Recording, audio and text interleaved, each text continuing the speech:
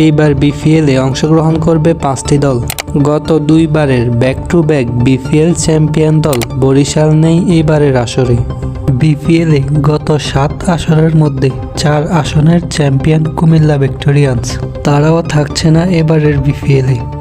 বিপিএলে দল নেওয়ার জন্য প্রথমে আবেদন করেছিল 11টি দল, কিন্তু বাংলাদেশ ক্রিকেট বোর্ডের দুইবারের যাচাই বাছাইয়ের পর চূড়ান্ত হয়েছে মাত্র 5টি দল, যার মাধ্যমে বিপিএল ইতিহাসের সবচেয়ে কম দল নিয়ে টুর্নামেন্ট আয়োজন করার রেকর্ড গড়ল বিসিবি।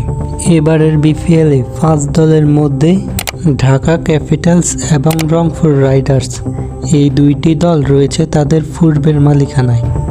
বাকি 3টি দল রাজশাহী, সিলেট এবং চিটাগাংয়ের রয়েছে নতুন মালিক।